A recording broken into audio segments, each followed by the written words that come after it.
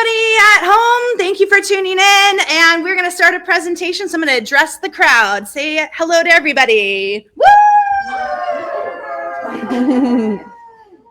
Okay, well, thank you everybody for coming tonight. This is our first in-person presentation since COVID. So we used to do these presentations with guest presenters all the time. COVID hit, we had to stay apart from each other. Now we're back, we're ready to go. So we're super excited to host our first one here at our new Boynton Beach store location. Woohoo! Yay! All right, so if you didn't get a chance to look around, make sure you take a look and look at all the cool new things that we have and our beautiful murals, beautiful paintings and pictures that we have up. So make sure you take a look, and we are open until 8. So if you guys want to shop, you can go ahead and shop after the presentation. All right, so March is our Sea Turtle month. Every year I've themed the March as our Sea Turtle month because, does anybody know why? What's March 1st? Nesting season. Nesting season starts. Okay. So here in South Florida, we have our sea turtles that start nesting, and we like to theme the month so that you guys can learn more about sea turtles, get information about the conservation and the research that goes into them, not just here locally, but also globally. So I've had a lot of good guest presenters. If you haven't seen some of our other Facebook presentations or live events, you can go back to our YouTube channel and you can check out some of the other presentations we've had in the past. We have a great presentation tonight. I've actually never had this organization at 4C, so I'm really excited. We have Sea Turtle Adventures. You want to show the logo? There it is. Woohoo! All right. So they're actually here locally. They'll tell you a little bit more about themselves, but they're here locally right here in Boynton Beach, which is fitting because we're sitting here in our beautiful Boynton Beach location. So make sure if you have your phones, get your phones out. You want to register. If you didn't register for tonight, you want to register for tonight's event. Go to our website, go www.force-e.com, go to the event tab, click on it, click on tonight's event and register. You have to be present to win. Sorry, everybody at home. We are going to give out something tonight to you guys for attending. So we'll see who the lucky winner is. So make sure you're registered before 6:45. All right. Okay. So without further ado, let's go ahead and hand it over to our guest presenter. Hello, everybody. Alrighty, so my name is Lexi, and I'm actually the Conservation Program Manager with Sea Turtle Adventures. So tonight we're going to give you guys a little presentation, not only about sea turtles, but a little bit more about what we do and if how you guys could get involved and even help our sea turtle populations down here. Alrighty, so Sea Turtle Adventures was established in September of 2016, and our mission is to conserve local populations of sea turtles, educate the public, and provide nature-based opportunities to adults with special needs. Even though we were established in 2016, we've actually been monitoring the beaches right outside for, I think, over 18 years now. So we've been around for quite a bit. So to get us started tonight, we're going to talk a little bit about the turtles that we can find here. So there are 7 types of sea turtles worldwide.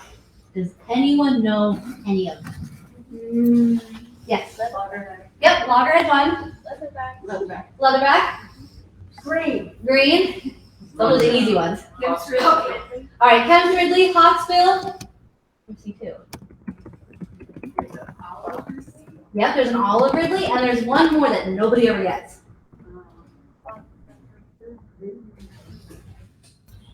It's from the land down under, and it has a really flat back. Yeah, Australian flatback. Amazing, you guys. Great job. So, of those 7 species of sea turtles, you can find 3 nesting on our beaches. You can actually find 5 if you're looking out in our water. So we have leatherbacks, loggerheads, and greens that will nest here. But then you can also occasionally find hawksbills and Kemp's Ridley swimming out in the ocean. So if you guys are an avid diver, which I assume a lot of you might be since you're here tonight, you can actually see them a lot, especially as it becomes warmer in the month. Now, all 7 species of sea turtles are considered endangered or threatened. So this is why we do what we do. It's very important. We're trying to get these populations back up because sea turtles are a really important part of our ecosystem. Without our sea turtles, we actually would have very unhealthy oceans and a lot of the other major like groups and organisms are actually going to start to suffer for it. So that's why we need to make sure that we're doing all we can to save these animals. Now to start with, we're going to talk about our leatherback sea turtles. So our leatherback sea turtles are the giant monstrosity of a turtle. They can be over 1,000 pounds and can be 5 to 6 feet long. So picture like a small car just kind of casually crawling up the beach, and you kind of have an idea of what a leatherback is. These guys are going to nest the earliest. So they generally start from March to about June. However, our sea turtles don't like to listen, and we actually have already had leatherbacks nesting in February. So they started before we were out even on the beach.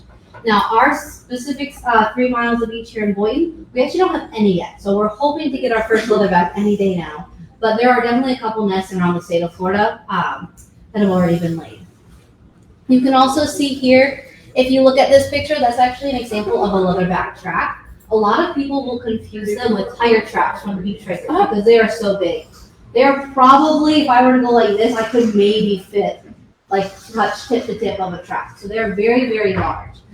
Something that's very characteristic of leatherbacks is they kind of have that sinusoidal shape. They're called orientation circles, and they're very unique to leatherbacks. So they will, once they do their nesting whole thing, they'll actually kind of go in circles around their nest to help camouflage it before going back to the water. Now, does anyone know why leatherbacks are called leatherbacks? Because their shell is not a shell. Yeah, so it's still technically a shell, but it's not a hard shell. So their shells are actually leathery. Scientists are not very creative, so it's usually easy to figure out what we're talking about. So their shells are actually kind of soft and leathery. Now the reason that is for 2 reasons. So they're open ocean animals, and they actually will dive down really, really deep. Because they dive so deep, that pressure would actually crack a hard shell. So that soft shell, being more pliable, can withstand some of that greater pressure. And also it's very insulating, so when they're in those cold waters, they're going to be able to keep a little bit warmer. Now, does anyone know what leatherbacks like to eat? Jellyfish! Yeah, so leatherback's favorite food are jellyfish. So actually, I think it was just last week off of the coast of Lantana, somebody actually got a picture of a leatherback coming in short eating the jellyfish along the way, which is really cool. So if you go on Facebook and follow any of those sea turtle pages, you'll be able to kind of see some cool pictures of it. All right, so the next one we're going to talk about is our Loggerhead Sea Turtles. Now, our Loggerhead Sea Turtles are the most common nesters that you're going to find on our beach. And they nest a little bit later, generally between like end of April through August. Now again, our sea turtles don't like to listen, and they actually found the very first loggerhead nest of the season today, which super early. We don't even have a leatherback nest yet, so who knows what that means for our season. But these turtles are a little bit smaller than the leatherbacks. They are roughly like 250 to 300 pounds, so still pretty large, but not quite leatherback size. Now, does anyone know why they're called loggerheads? Yes, because of the head, right? It's this ginormous head, and that has to do with what they eat.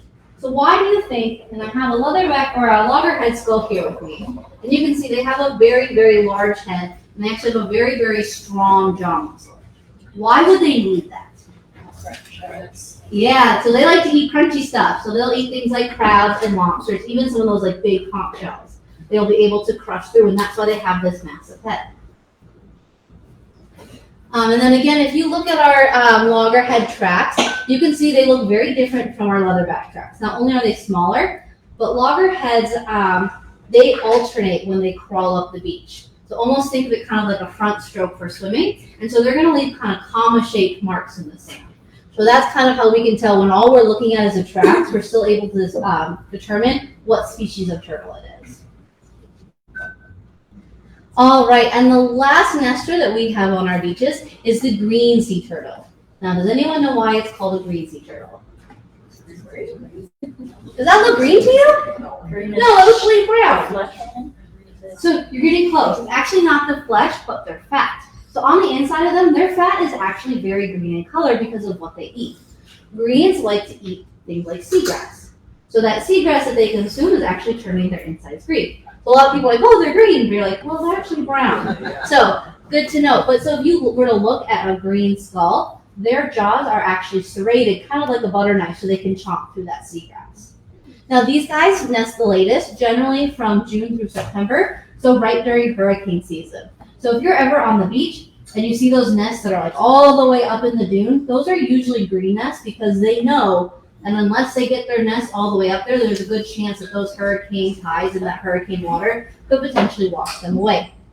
Now, if you look at our green track right here, it does look kind of similar to a leatherback, but they're going to be a little bit smaller in size. And how you can distinguish them from a loggerhead is that greens kind of do what's going to be like a butterfly stroke. So all of their limbs move together. So where loggerheads alternated, greens kind of go together. So it's simultaneous. So you're going to see that pattern in the sand. You can also tell a green nest because it looks like someone threw a grenade in the sand. You see that giant hole in that big fluffy mound? That's usually indicative of a nest. And we'll talk a little bit more about that next. Alrighty. But before we get there, I want to talk a little bit about our sea turtle conservation program. So we monitor, like I mentioned, 3 miles of beach. We kind of say from George Bush Boulevard all the way up to Woolbright. So that's Gulf Stream, Briny Breezes, and Ocean Ridge. So right outside, right here. We document about 900 nests annually in each season. So for our beaches. So even though we're small, we're mighty, and we can get a lot of activity on our beaches. We also, aside from marking off nests, we will report and respond to sea turtle stranding calls around the county. Usually our area is focused in Boynton Beach and in West Palm Beach, but we'll kind of go wherever we're needed, depending on the severity and who's available to respond to these calls. And aside from just turtles, we'll actually respond to a lot of other wildlife calls. And one of the few groups that actually responds to seabird and shorebird strandings. So we'll go out there to rescue them as well, because if we're on the beach, we're going to try to save everything that we can. So to give you guys a little bit of an overview about what our program does, we do things like marking off nests, evaluating the nest, or basically collecting data once it hatches, and nest relocations. So does anyone know what that means, a nest relocation? Moving the nest? Yeah, moving the nest. Great job, you guys. So we generally don't like to move the nest, right? So usually the sea turtle, like the sea turtle mom, she knows what she's doing. You know, she's been doing this for years.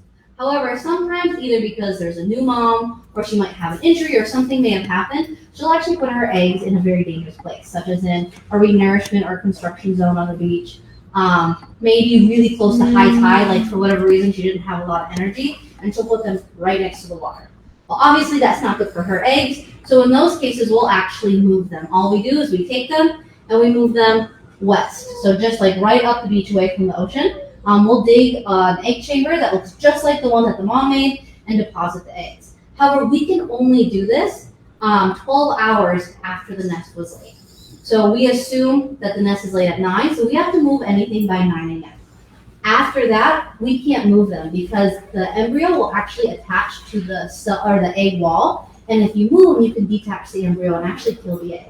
So if you ever are seeing a nest that's getting washed over on the beach, and you're like, oh my gosh, why is no one doing anything? It's because we can't. Because moving them actually has a greater chance of hurting them than saving them.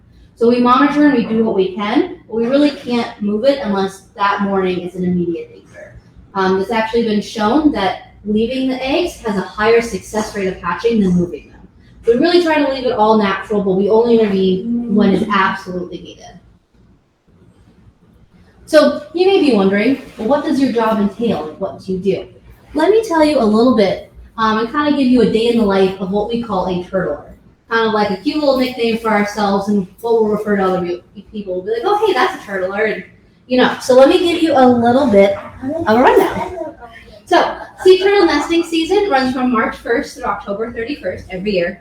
But like I said, we have leatherbacks nesting in Florida, I think towards the beginning/middle of February. So really it starts when the turtles are ready for us. We get out very early in the morning. And we are monitoring our beach and looking for those tracks that I had showed you earlier. We are all trained in how to identify the different tracks and also how to tell the difference between a false crawl and a nest. So a false crawl is pretty self-explanatory, but it's where the turtle comes up and for whatever reason she decides not to lay her eggs and goes right back down to the water. This can happen for a variety of reasons. It could be she didn't like that spot, she might have gotten spooked, or she just wasn't quite ready yet. So when that happens, hopefully she'll come back and try again, maybe either later that night in a different spot, or she might just try over the next couple days. False crawls are actually fairly common. They make up about 50% of all of our crawls. 50% are false crawls, 50% are nests, the kind of give or take. But so once we're out there and we have decided, like, yes, this is a nest, we will actually put up our signs.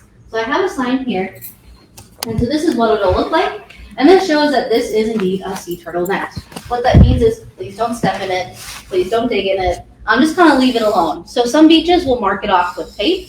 Some beaches will just put a stake in front and a stake behind. Beaches that get a lot of nesting don't have the stakes required to be able to put, make a whole perimeter around the nest, because then all of a sudden there's no beach left for any of the beachgoers. So our beach, we just do these two. So that way everyone knows, like, there are eggs between these. Just leave it alone. If you were to step on it, nothing's really going to happen. These eggs are actually buried between 1 and 3 feet deep. So they're very, very deep. I've actually had a nest before where I could stand at the bottom of the nest and it came up to about here on me. Those are fun to excavate. I've had people grab my feet and lower me in before. So what our turtles do is they will come up at night, and the mom is going to look for a good spot to lay her eggs. Once she finds it, she's going to use her back flippers to start digging a hole.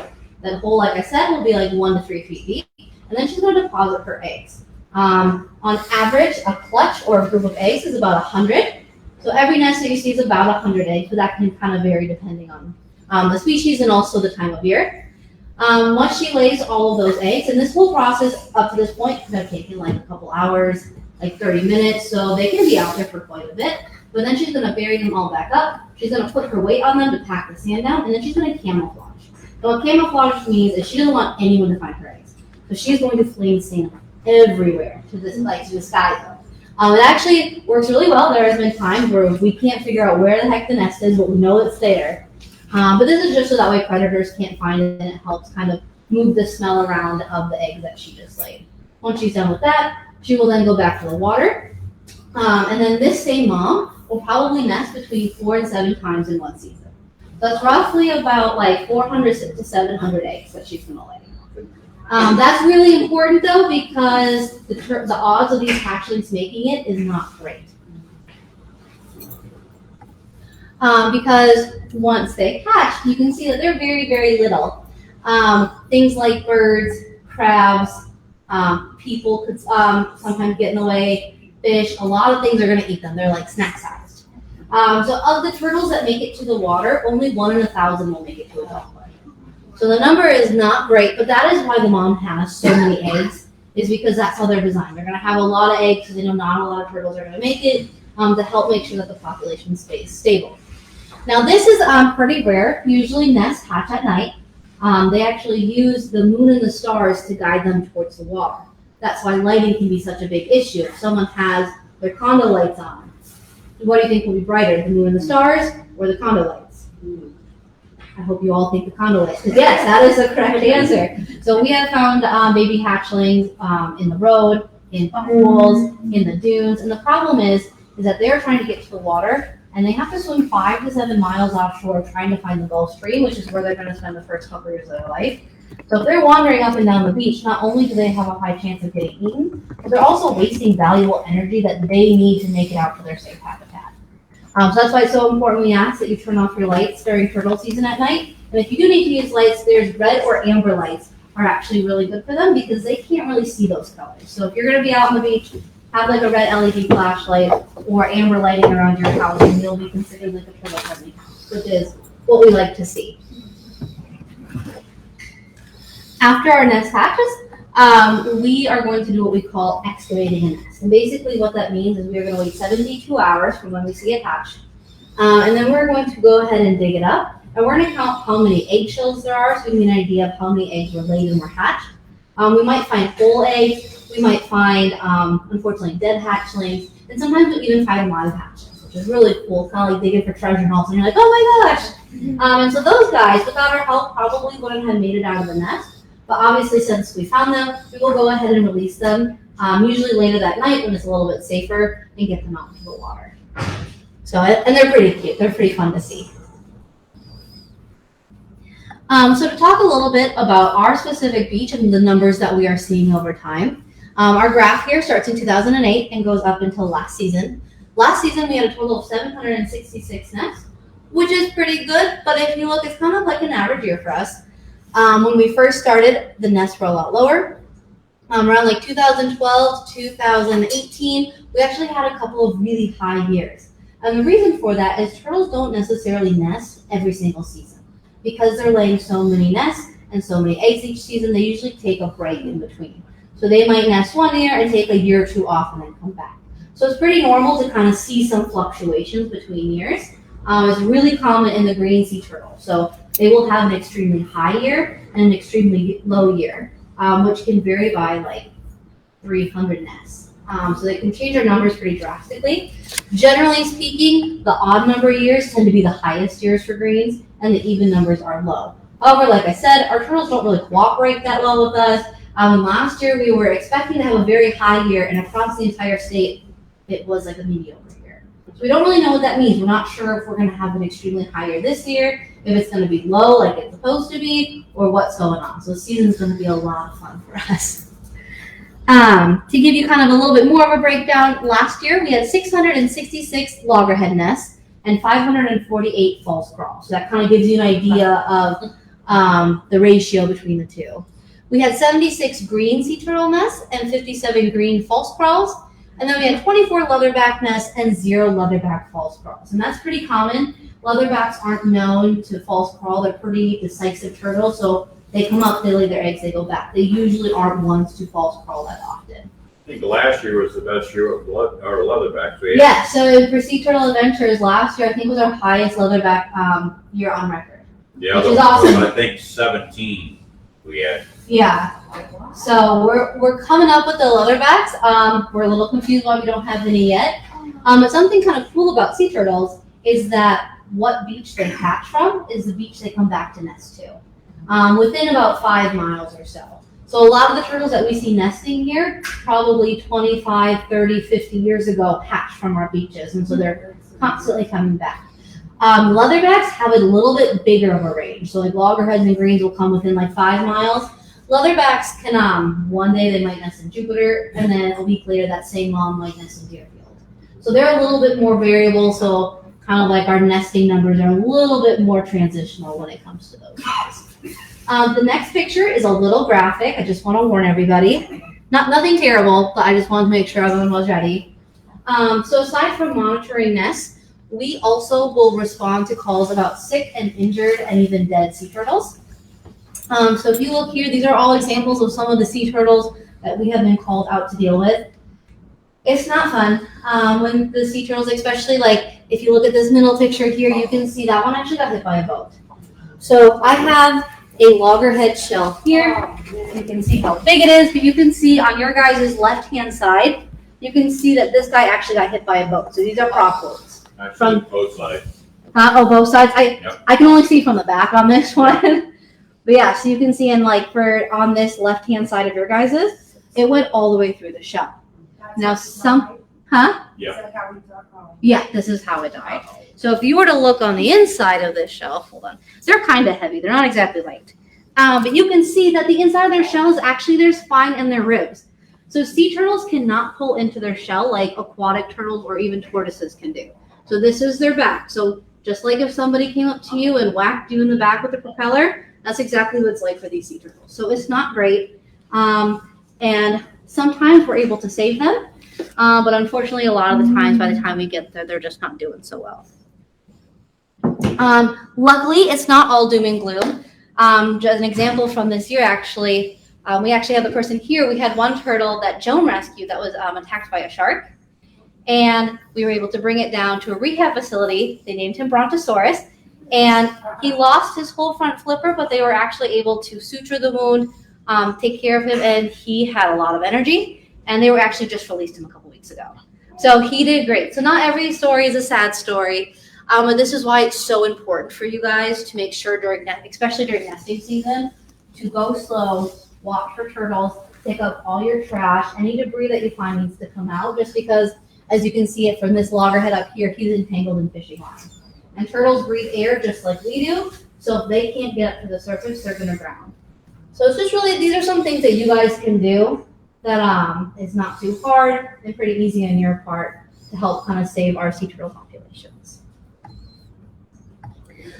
So aside from just doing sea turtle work, we do a lot of public education and engagement programs. So like I was mentioning, that marine debris can be really bad. And so we actually go around and we try to do a lot of cleanups and kind of do what we can to get all of this trash out of our waterways and our beaches and the intercoastal. So you guys might have seen one of these at some piers, docks, around parks. And this is specifically for fishing line. So this program, you can put the fishing line in here, and we actually will go around and collect all of it. So our whole team will monitor all of these in our area. And then what we do is we go through it, we cut off all like the hooks and all that kind of stuff, and then we send it up to get recycled.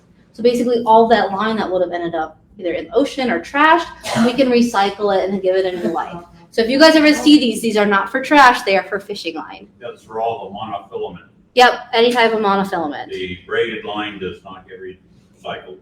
So, yes, Bob actually is one of the people who goes and collects a lot of this stuff. So if you have questions about this, he is the person to ask. We also like to do a lot of beach cleanups in our group. So we will take out groups like school groups.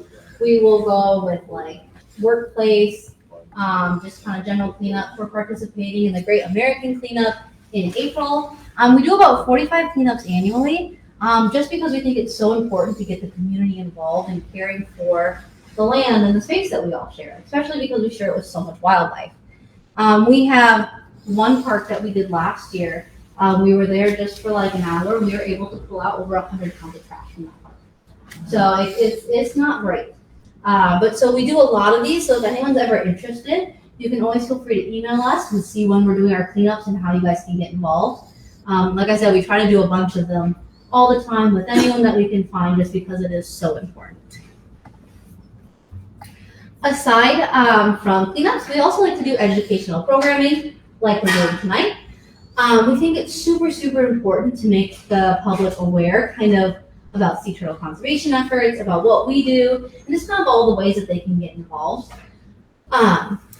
By going out and telling you guys things, you may have learned something that you didn't know, such as like the red lights. So then you can go out and tell your friends not to use bright lights during turtle seasons, and they can tell their friends, and pretty soon we have a whole community that's completely dark during turtle season, and we're not going to have any of those issues like finding hatchets in pools. So these are really important. I'd also mention that we work with the special needs adults in the Palm Beach County, and so a lot of times they are actually ambassadors for our programs, and they will go out to our schools into different groups and give the presentation for us and kind of talk to people about how they can get involved and why it's so important, which is just a really powerful message to hear. This is an example of one of the parks that we will make sure that we like to go clean up, and because we like to do a lot of activities there. We take our special needs community to do a bunch of nature programs there and clean up there. And it's a really important habitat. Mangroves in particular are very important because they act as a nursery for a lot of fish. So without these habitats, we're going to have a huge decline in our fish populations, which can actually spread globally the effects that might have. So very important habitat that we're lucky to have here in Boynton. And then, like I had mentioned way at the beginning of this presentation, we don't just work with sea turtles. We do also respond to calls about seabirds and shorebirds. So a lot of the time we will find birds that are entangled in fishing line, have been hooked, they may have a broken wing, they might just be sick. And so we'll go out there, we do our best to catch them, and then we will actually bring them to the appropriate rehab place. Usually go up to Bush Wildlife.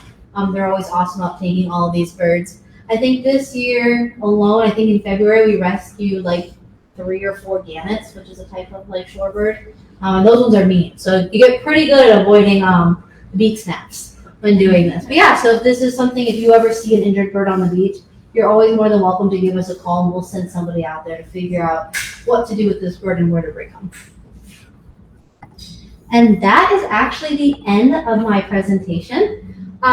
If you have any questions, you're more than welcome to ask. And then after we're done with that, I do have some artifacts up here. You guys are more than welcome to touch things, ask more questions, come up and look at them. And then I have some business cards and some flyers if you guys are interested. Yes? How come you didn't talk about hawksbills? So I focused on, because I only have 30 minutes and I could probably sit here for like another 3 hours talking to you guys, hawksbills just don't nest on our beaches. That's what I wanted to So know. yeah, so I focus on the 3 that are nesting here, that way if you see them, you can at least identify. Okay, that's right. We do see them offshore. Oh, yeah. Right. Yeah. Just not, I think, So, since the 1980s, there has not been a confirmed hawksbill nest here. I think there's been one in Broward, so they still nest here. where do you know where they go? Yes, they nest down in the Keys. Uh-huh. Yep, so they'll sometimes like come up here, and then, because turtles are very migratory, they can travel thousands of miles. So you'll kind of see the turtles will kind of like go up and down the coast and then go back to their nesting, and then maybe travel up and then come back down. But there's actually multiple different websites that you can go to and track where they're going. Thank you. Yeah, you're welcome. Yes. Do you work with Gumbo Limbo's program? So I have before. So I kind of do like to have my hands in all the turtle-y things down there. I don't So know if you, just in general, if you guys like share information or you bring injured turtles there. or- yeah, so there's only a few rehab facilities that will actually take turtles, specifically turtles that have something called the fibropapillomatosis virus, which is where they get those big tumors. I kind of describe it like a chicken pox for turtles. It's very contagious and it's a viral disease. But they're one of the only facilities that can actually take that type of turtle. So depending on what we get, we usually will bring them down to Gumbo just because it's closest as long as they have room. But a lot of the turtle programs that you'll see, so like there's the Broward County program, the Gumbo Limbo, Highland Beach has a volunteer program, ours, and then up at Loggerhead, we all work together and we're all constantly communicating. Most of us have worked at one or the other at some times. It's kind of like a big turtle family. Any other questions? I have a few. Oh, go ahead. How do the babies not get crushed if they have to come 3 feet out of the sand when they hatch? That is a really good question. So you know how I said that there's about 100 eggs? Basically, so imagine kind of like a base shape. So it goes down, and then all the eggs are down here at the bottom. All of these eggs are actually going to hatch around the same time. So as they hatch, they're kind of moving around. The sand will actually start to collapse, and then all of the turtles will crawl on top of each other, kind of like a little elevator, to get out. So if there's a turtle that hatches late, those are usually the ones that we find in the nest because they didn't have anyone to help them get out. And does the mother have any control of when she lays the eggs or how many? Because like you said, she might come up and then go back or move to another spot. Right. So she will pick what spot she likes. I've seen a couple of them nesting where they'll go and they'll start digging, and all of a sudden they're like, no, and then they'll literally go foot over and they're like, yes, this is the spot. We don't really know why or what they're doing, but she does control exactly where she wants them. But I kind of describe the laying the eggs as kind of like when a woman's in labor, when the baby's ready, baby's ready. So when the eggs are ready to go, the eggs are ready to go. She might have like a couple days wiggle room, but that's why we have to be really careful with lights, because if the turtle's coming up and you spook her with lights and she doesn't lay her eggs, she might just drop them in the water. And then they're not viable anymore because they breathe air just like we do. So that's why that's so important. So but yeah, she needs to lay those eggs at a certain time because then the next batch is going to be ready for her to lay. And if for example, if we rescued a baby Yes. and it gets brought out to the Gulf Stream later, does it still know how to find its way back to nest later? That is a great question. Not sure. So the hard thing with this is, so the little hatchlings are about this big, and only 1 in 1,000 make it. So we have something called the lost years, where once they hit that Gulf Stream, we don't really know what happens to them necessarily. And we can't really put trackers on them because they're so small and they're so likely to get eaten that we're not going to get any data from it. So what we try to do, we're not sure because sea turtles kind of have like a magnetic compass in their head. And so there's been studies that show that a lot of turtles are able to navigate back to where they are, even if you kind of change a lot of the factors. So most likely because those babies incubated and hatched on that beach, even bringing them out to the Gulf Stream, they should still be able to get home. As if you're saying we would have to use red lights on the beach, but how about when we're in the water? Like if we were diving during that season, do dive lights matter in the water? I would, In the water, I think it's fine. yeah, it's a White little light. bit different. Red is one of the colors that dissipate first. Go. Right. So if you're in the water now, if you're diving and you're looking at shore and holding your light, we don't obviously recommend that because the turtles really do need to follow the moon and they need to kind of make their way down there. But if you're diving at night, obviously since you're in the water, that shouldn't really make too big of a difference. Because once they're in the water, they're gonna kind of figure out where to go using more of the magnetic compass rather than the visual. And when did you say it ends? Nesting October. season, October 31st. But occasionally we will get nests to go afterwards. But a lot of the lighting ordinances are from March 1st to October 31st. Yeah, we had a couple late layers last year. Yeah, we've had Christmas hatchlings before. So the turtles really don't like to hear turtle season. But generally, officially, it's March 1st to October 31st. It's really when the bulk of the turtles. So it's basically turtle season is hurricane season. Yeah. Oh, Yeah, it's through hurricane season, yeah. Yep, especially the greens. Now, luckily, like by hurricane season, a lot of the leatherback nests have already hatched and they're gone. The loggerheads, about half of them have been laid. So by the time hurricane season hits, we've already had a lot of nests laid, but a lot of them have already hatched. That's actually what my research was on. I was looking at the effects of tropical storms and when nests hatch. So seeing if that drop in barometric pressure could trigger an early hatching to see if those babies can get out before the storm comes. So that's actually what my thesis research was on. How So, old are they before they start eating? just a couple days. So because they have that yolk sac, they absorb the yolk sac, and that's what gives them the energy to swim out to the Gulf Stream. So that gives them a couple days worth, and then they'll start kind of eating because they hide in that sargassum or that seaweed mat, and so they'll just kind of eat anything that comes their way, like little tiny things. So they're at the surface in the Gulf Stream? Mm-hmm. Yep, floating in those mats because when they're in And the those mats. sargassum seaweed, Yep. they actually swim with it up to 24 hours to get to the sargassum weed. Yeah, and then They they'll live hide in in that there for, I don't know how long. multiple years because they're only this big. Right. So if they grow very slowly, so they're going to want to wait until they're not snack size, basically. So if they're hiding in that seaweed mat, the birds can't see them and the fish can't see them because they have threats coming from all sides. How old are they before they start going down? So they'll kind of go up and down, but that's again part of what we call like the lost years. So we don't really know. Obviously, the ocean is very big, and so once they kind of hit that spot, it's really hard for us to track and do research on them. So that's kind of where some of the research is focusing on right now, is figuring out kind of what they do the first couple of years of their life. Are they always independent? I mean, are they always solitary until they're mating? Yes. Mm-hmm. Yeah, you might see kind of some all hanging out, but they're solitary animals. The males very rarely come ashore. Mm-hmm. Yeah, so if you see a turtle on the beach, it's going to be female. I Yes. have a stupid question, but No stupid questions. could there be a hybrid?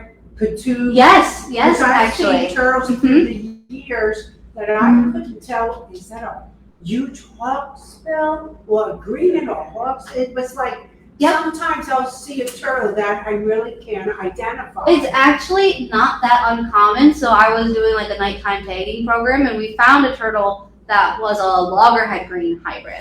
I think I've heard of loggerhead and hawksbill hybrids as well. So it's pretty common, and I believe that they can also reproduce that like next generation.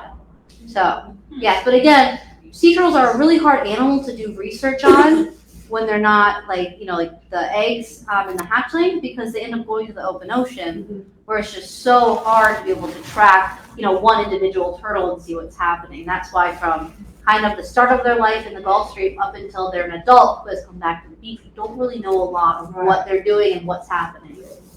Did you mention what the gestation period of the eggs is once they're in the sand? I don't think I did. It's between 45 and 60 days on average, so about 2 months, but it can really vary on the time of year and by species. I have a question from the online. Yes. They were just wondering, they see photos of like sometimes hatchlings with 2 heads or like albino colorations. Like what's happening there? So those are basically some type of genetic like mutation almost. So the very pale ones you see, they're usually called leucistic. So they're not true albinos. They have like a little bit of pigmentation, but it's all different types of genetic mutations. And I believe up at FAU, they do a lot of research on those. Do the As ones far as with the 2 2 heads, do they survive? Not typically, no. Not usually, Yeah. but the double-headed ones are like, it was supposed to be twins. Yeah, that but didn't they grew separate. together. So I know sometimes if they're brought to a rehab facility, sometimes they do get euthanized because it's kind of inhumane when it's usually their internal system is not developed. So there's really not like they can't eat or they don't have like an esophagus or a stomach. What do you do to euthanize a turtle? I don't know. I have never done that. That's usually like at a rehab facility. I would assume it's similar to like dogs or cats or something like that. An injection? I More think than so. likely. Yeah, probably some kind of injection with like the same chemical you would do for like a dog or a cat. But that's done always by like vets at a rehab facility. Like I personally would never euthanize a turtle. We have very specific permits that we're on, given by the Florida Fish and Wildlife Commission, and because they are endangered species, it's like every single person has to be listed. Every activity that you are allowed to do is all listed, so you have to be very careful to stay within those parameters. And everyone usually respects that just because we don't want to lose our permit. And everyone who works with sea turtles are usually passionate about conserving them, so we all know that we got to follow these rules. The average human cannot actually pick a turtle up either. Yes. It's illegal. Technically, it's actually a federal offense that's punishable by jail time or a lot of fines. So yeah, if you see a sea turtle, it's better to call somebody to come help you. But I always say if it's between a turtle getting crushed by a car or, calling us, like if you just want to quickly move them, put them the right way, but otherwise we really do prefer that you call us. We all live pretty close to the beach, so we can be out there. We always love getting turtle calls. Until about August at like 2 a.m. And you're like, I'm done. And yes. What's the procedure for attempting to view the hatching? So we recommend that you go with a group. How do we do? So there's different, I have business cards up here for you guys to take, but there's actually, depending on where you're from, a lot of different organizations will do those hatchling releases. Basically, you can go and they usually advertise them on their website. Basically, what happens is you get a little presentation about turtles, and then you go to the beach, and then usually it's hatchlings that have been gathered already that have been found in the nest that we have to wait till nighttime to release anyways. And then we'll release them and everyone gets to watch and everything. So if you're interested in that, you can take a business card and everything, and we can help you find that. Because we do things like that, as well as doing ride-alongs. Which is where you can come out, we take you on our ATV. Adopt a nest. Yep, adopt a nest. And then you can come out, and once the nest hatch, you actually can help us collect our data. And then if there's any live hatchlings, you get to see them. It's like, oh my gosh, that's so cool. So yeah, it's a pretty cool program. So yeah, you can always look at our website to find any of these. But we recommend not doing it by yourself because, like I said, the hatchlings are like this big, and I've seen people who have stepped on the hatchlings because they're so excited, which is just not great. But if you ever do see a hatch out at night and you're just like happen to be there, turn off your lights. Even a cell phone light can actually disorient them, so no lights. And then we say with the nesting and with the hatch outs, try to stay like 50 feet back just so you don't spook the turtles or accidentally do any more damage. What hour is that? Anytime after sunset, before sunrise. That's as unfortunately as specific as I can get. I have been doing this for 8 years, doing like nesting things, and I've only seen a nest hatch out like 4 times. And I'm on the beach all the time. So it's really hard to pin down because you have a window of 45 to 60 days, and then you have a window of 9 p.m. to 9, or 6 a.m. So you gotta get really lucky. But they have hatched out during the daytime too. They do occasionally hatch out during the day. You can see a nesting female during the day. They'll hatch out during the day. It's not the best for the turtle, but it's really cool to be able to see if you're out on the beach. Lexi Haley had a nest that did. Yeah, so if you were to follow our Facebook page at Sea Turtle Adventures Inc., I believe, we are always posting hatch out videos, like that video that you saw in here. We post it on our Facebook. We'll post any cool videos we find are always on there. So that way, if you're not on the beach, you can still see them. Yes. If I understood you right, I think you said that the green turtles eat seagrass. Mm-hmm. Do they go out to the Gulf Stream in Sargassum for a period of time and then come back? And where do they find their seagrass? I thought that's pretty not abundant anymore. It's not abundant anymore, and that's a really big problem. I'm sure you've heard of the manatees having that issues. The sea turtles are also going to be having that issue because that's what they eat, but the same places that the manatee would find them. So the greens, you're more likely to see closer to shore, kind of in some of our reef tracts where all that seagrass is growing is kind of where they're going to hang out. Do they go into the intercoastal area, marsh areas? Sometimes they're not supposed to, but again, our turtles don't like to listen to us. I live on the intercoastal, and we have this little green. He's about this big, and he has been here for 6 months. Just swimming under our docks. We have a bunch of seagrass there. And they are saltwater creatures. They're not freshwater, they're not brackish, but sometimes they will get to places they're not supposed to, and That's just where this little guy's gonna hang out. So you can occasionally see them in the intercoastal, especially during nesting season. Sometimes turtles get confused and they get lost and they'll come in and be like, wait a minute, this isn't right, and then they'll kind of head back out. Does that answer your question okay? Yes, Okay. thank you. Every once in a while, you'll see them coming in and out of the inlet. Yeah, I have seen it a few times. some turtles are directionally challenged, but it's okay, we love them anyways. Yes, back there. Yeah, so I was wondering if you've ever looked at like the sex ratio over the years, if it's been changing in Palm Beach County, or if it's hard to tell with hatchling. Yeah, so that's a really good question. So to give a little background on that for you guys who don't know, we have something called hot chicks and cool dudes, because sea turtle sex is actually dependent on temperature. So warmer temperatures are going to get female, colder temperatures are going to get male. The problem with climate change right now is we're having such warm temperatures that we are seeing some seasons that only are producing females, which is not great when they need to reproduce 25 years from now, because they won't have as many males. So our beaches aren't doing that study, but I know Gumbo Limbo partners with FAU, and they're actually doing studies on it where they'll put data loggers in the nest to track the temperature, and then once the nest hatches, they'll go through that data, and they'll actually take some of the hatchlings. The problem is you can't tell if a turtle is a boy or a girl until it's an adult, because the boys will have a really long tail and the females will have short tails. So until they are a full-fledged adult, they are indistinguishable. So we let the hatchlings get big enough, and we actually have an internal procedure to see if they're a male or female. And then we use that temperature data and that determining like how the percentage of the nest that's male or female. But they're currently doing a lot of that at FAU. And I think it was, don't quote me on this, but I think like 2019, I think might have been like an all-female year, where they're only seeing female. So generally speaking, in the beginning of the season, it's cooler, so you're gonna have more males. Summer, it's a little bit warmer, so like in August, you might have mostly females. So it's supposed to balance out, but lately it has been completely skewing towards female. Is there a mix within the nest, or? Yes, yep. Nope, there's a mix within the nest. So eggs that like maybe are towards the center of the nest where there's a lot of heat might be warmer. The outside ones might be cooler, so you're gonna have males and females. Yes. Is that temperature the temperature of the air or the temperature of the sand? The temperature of the sands, like within that nesting environment. So like all 100 eggs are basically like, in that kind of like little area, so they're all on top of each other. So it's that area within the egg. So it's really not air temperature, it's really gonna be sand temperature. This is a really good question, actually.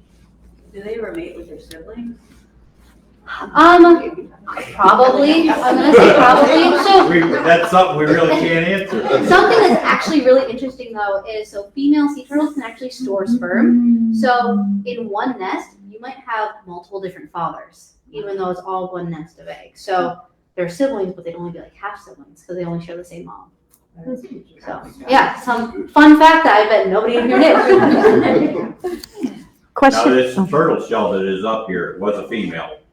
Yeah, so unfortunately, and especially now, a lot of the turtles we find are female, because like in rehab facilities, like if a turtle were to ever pass away, they can actually do a necropsy and determine the sex of the turtle. Then obviously we can record that and kind of try to get a feel for it. And Okay. if they get to the nest fast, or the turtle fast enough after it dies, they sometimes transplant their eggs.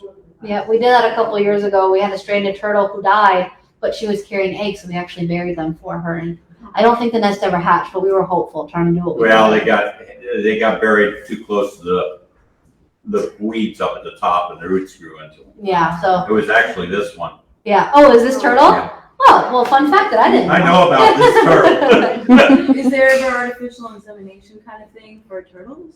Not that I'm I aware was of. thinking the same thing. I don't, okay, so that's way outside like my area of knowledge, but not to my, like, I don't think so. I don't think that's really something we can do just because like you have to find the turtle. And these turtles are like 300 pounds. You have to like get the turtle out of the water, have male, stuff that you can use. I just think it'd be a lot and it's very expensive and I don't know if anyone's ever done it. But good question. 1 second first, we have someone online I know who's been waiting. Oh yeah, sorry.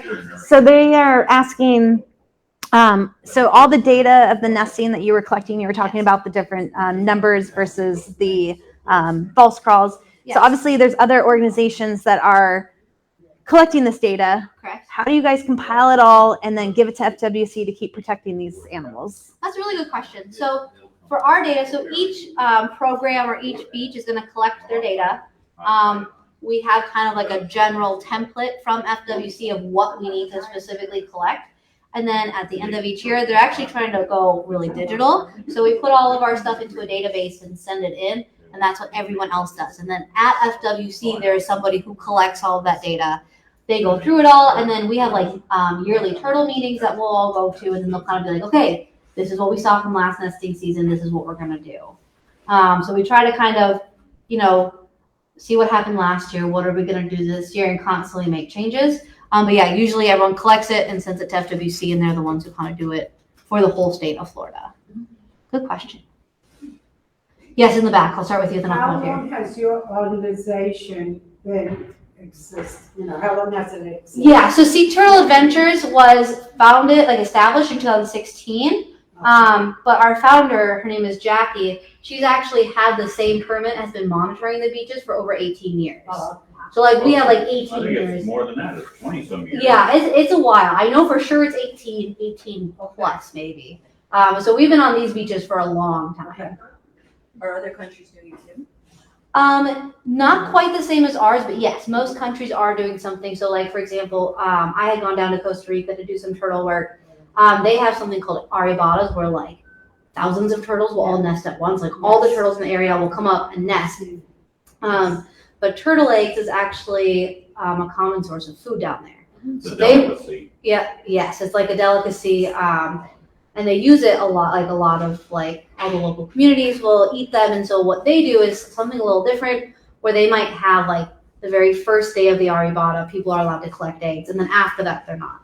That way they're not alienating the community, but still helping to keep the sea turtle populations balanced. So it's really a big balance of not completely having people be like, oh my gosh, I hate the turtle people, we need to get rid of them, and respecting the turtles while also making sure that the turtles are able to keep increasing in their numbers. That answer your question? Okay. That's why the nests around here are so well monitored. Yeah. People coming in, poaching and stuff. It's actually illegal. Yeah. It's a federal offense. Yeah. Too bad you have to give them the ones that wouldn't hatch and make them happy with those. Right, those ones though, by the time you realize that, I don't people like to say, ooh, I want to try a turtle egg, I want to whatever. They smell really bad. I have gone, I'll have excavate 20 nests in a day, and you can smell the turtle goop on me for 3 days after 5,000 showers. They smell awful. That's even wearing gloves. Yeah, that's wearing gloves, ear tied up, and it just doesn't work. Up here. Have they ever considered shielding the nest from direct sunlight to try to control the temperature and therefore control? Yeah, so that's actually something that they're working on right now. They're trying to figure out different ways of controlling the temperature. So one thing that they'll do shading, like you were talking about, and they'll also do things like watering a nest because having more water can actually cool the temperatures. Obviously, there's a fine line with that one. You don't want to drown the egg, but eggs are meant to get inundated with water occasionally. Mm-hmm. So they'll do stuff like that. But that's something that there's research going on now and trying to figure it out before that they can actually say, okay, now we can all start doing it. So we want to make sure that the problem with a lot of turtle conservation efforts is sea turtles live about the same length as people, so maybe 80 years, but they don't reach sexual maturity in some species until they're 50 years old. So we might, have turtles here, little hatchlings, they go out to the water. We're trying to do everything we can to save the population. We might not know if what we're doing is working for 25 more years. The cool thing is a lot of programs started back in the 1980s. And so we're starting to see an increase in the nesting numbers. So we're thinking that what we're doing for the past 40 years has been working. But that's the problem is there has to be a lot of testing to make sure, because otherwise we won't know if it doesn't work for 25 years or so. But yeah, so the watering and the shading are two things that I've heard of that they've been trying. Awesome. Last question. The state of Florida, who has the most nests? Jacksonville, us? No, so probably have you guys heard of Loggerhead Marine Life Center? Yeah. Yes. The beaches, up in Jupiter, kind of Juneau area, the beaches they monitor, they get over 20,000 nests, I believe. 20,000? Yeah, 20,000. So they don't mark off every nest. They have a whole system because they would got never, quite a never section leave. of beach though. Yeah, there's not a lot of development up there. There's not a lot of lights up there, not a lot of renourishment. But yeah, so I think they're the most populated area in Florida is up there. So still Palm Beach County, so like, yes. But Then there's MacArthur Beach. yeah, they have a lot too. I don't know. I just know, I think it's Loggerhead officially has some of the highest. And then you have some beaches, you know, like over in Clearwater, they have like a 26-mile stretch of beach and they'll get like 300 nests. So it's really variable. So it's nice to take breaks and like, oh, 300 nests, that's easy. And then you have like 20,000, you're like, oh my gosh. Do we have time for one more? Okay, one more. Okay, last one. Beach renourishment. Yes. When they dump sand on the beaches, Mhm. and the sand comes from someplace else, does that affect the turtles that are coming into nest?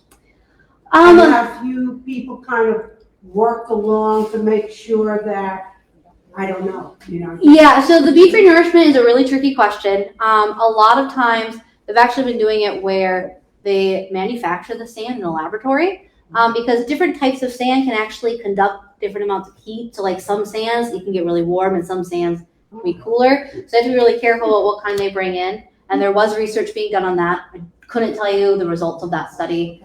But they do any type of renourishment project. We have like a specific protocol of like, well, any nest that is laid, we actually will stay up all night monitoring. As soon as the nest is laid, we move it out of that area so we don't have to worry about it. Oh, I see. Awesome. All right, really quick, we got to say goodbye to everybody on Facebook. Bye. Bye.